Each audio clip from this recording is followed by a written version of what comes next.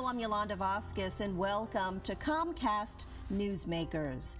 Joining me now in the studio is TimJansen. He is the Executive Director of Community Crisis Services, Inc. Timothy, it's a pleasure to have you here in our studio. Thanks for having me. So I was asking you how long your organization has been around, almost getting to about 50 years, but when it first started 47 years ago, it really was a different kind of hotline and a different kind of organization. It was a small grassroots organization that was manned by volunteers around the clock.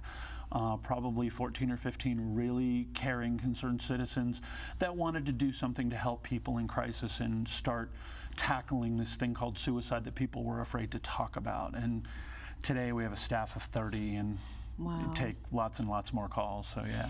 And I mean, suicide prevention and intervention is still a key focus area for you. Talk to me a little bit about that and some of the other things that you do as well. Absolutely. So our mission originally was to do what we could to combat suicide. Suicide is often the S word that people don't want to speak out loud. So we probably answer 125 calls a day from people at risk for suicide from all over the country. And that's probably an uptick in numbers, correct? It has been an uptick lately. You know, the economy isn't as good for everybody, and the political climate has been really a challenge for a lot of people on both sides, and it's really brought out some distress. So we have seen an uptick.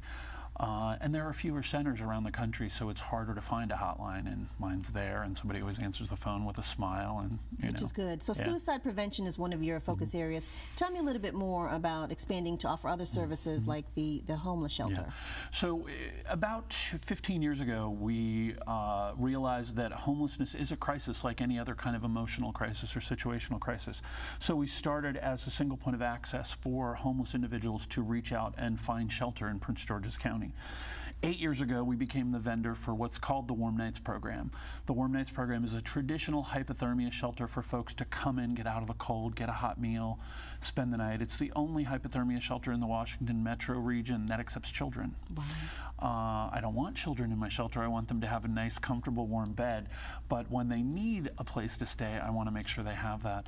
We are very fortunate the Prince George's County government is helping us to expand the shelter from just those 4 months in the winter to year-round, because folks aren't just homeless in February when it's cold, they're homeless in July when it's really hot. So we're really looking forward to starting that this year. Nice to hear about that expansion. Let's talk about this big event that you have coming up in June. This is sort of an inaugural event, right? First time doing it? It is. My development coordinator, Bill Leary, came up with this idea, P.S. There's Hope, that we talk to people about all the things that go wrong and what crisis is about and suicide and homelessness, and we don't always talk about how people get to the other side, that there is life beyond suicide, there's life beyond homelessness, there's life beyond crisis, there's life beyond addiction.